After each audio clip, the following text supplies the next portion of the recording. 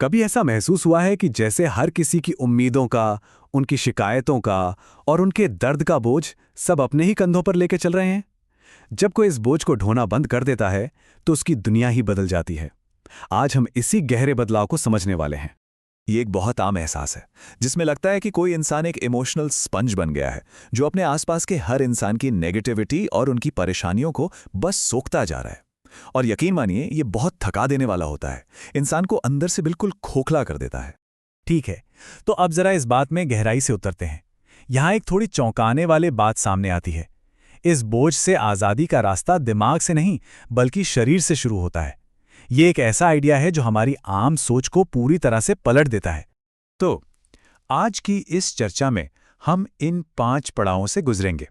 हम समस्या की जड़ को समझने से लेकर उसके समाधान तक का एक साफ रास्ता देखेंगे। तो चलिए सबसे पहले हिस्से से शुरू करते हैं। यहाँ हम उस असली कारण को समझने की कोशिश करेंगे कि आखिर क्यों कोई इंसान एक इमोशनल स्पंज बन जाता है और दूसरों की परेशानियों को खुद पर हावी होने देता है। तो यहाँ सबसे ज़रूरी बात यह है कि ये कोई जानबूझकर लिया गया फैसला नहीं होता।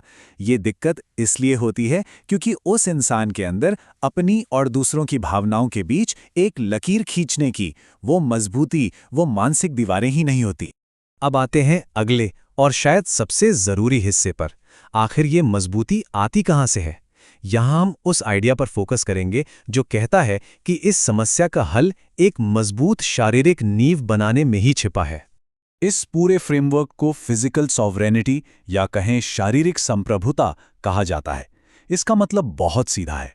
अगर मन पर और अपनी भावनाओं पर सच्चा कंट्रोल चाहिए तो उसकी शुरुआत अपने शरीर पर कंट्रोल पाने से होती है। यही वो चाबी है जिससे मुश्किलों से लड़ने की ताकत बनती है।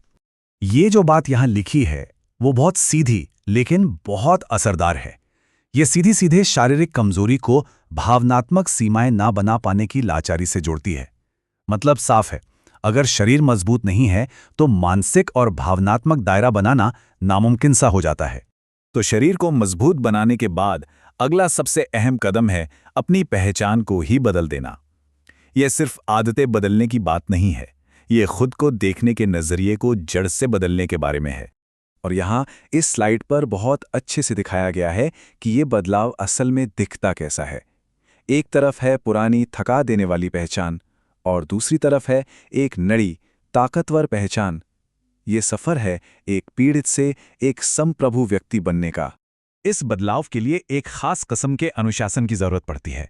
इसका मतलब है कि अपनी एनर्जी को दूसरों की परेशानियों पर बर्बाद करना बंद करके उसे पूरी तरह से खुद को बेहतर बनाने में लगाना।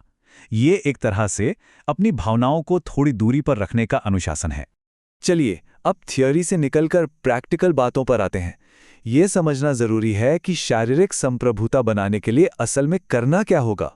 यहाँ 2 बहुत ही बुनियादी चीजें हैं जो शरीर को एक ऐसी मशीन में बदल सकती हैं जो किसी भी भावनात्मक तनाव को झेल सके। पूरी नींद और एक अनुशासित रूटीन। सुनने में बहुत आसान लगता है ना? लेकिन यही सबसे असरदार है। तो सवाल ये है कि ये 2 साधारण सी आदतें इतना बड़ा फर्क कैसे लाती हैं। देखिए, ये शारीरिक ऊर्जा को वापस लाती हैं, दिमाग को साफ करती हैं, जिंदगी में एक स्थिरता की नींव रखती हैं और बाहरी नेगेटिविटी के असर को कम कर देती हैं। ये एक तरह से मानसिक और शारीरिक दोनों लेवल पर एक मजबूत ढाल बना देती हैं। और अब हम आते हैं सबसे आखिरी और अहम बात पर। इस पूरी प्रक्रिया को अपनी निजी शक्ति और आज़ादी को वापस हासिल करने की एक कोशिश के तौर पर देखना चाहिए। इस बात को समझना बहुत ज़रूरी है। खुद को कुर्बान करने के आइडिया को फिर से देखने की ज़रूरत है। दूसरों की सच्ची मदद उस हालत में तो हो ही नहीं सकती जब कोई इंसान खुद ही अंदर से खाली और टूटा हुआ हो। तो सार क्या है? पूरी बात का निचोड़ बस इतना है कि असली ताकत और मानसिक आज़ादी की नींव शारीरिक मजबूती से ही शुरू होती है। शरीर ही वो पहला किला है जिसे हर हाल में सुरक्षित रखना है। और आखिर में बस ये एक सवाल जो सोचने पर मजबूर करता है। ये हमें याद दिलाता है कि सच्ची आज़ादी का सफ़र हमारे अपने शरीर से शुरू होता है और वो पहला कदम उठाने की ताकत भी हमारे ही अंदर है।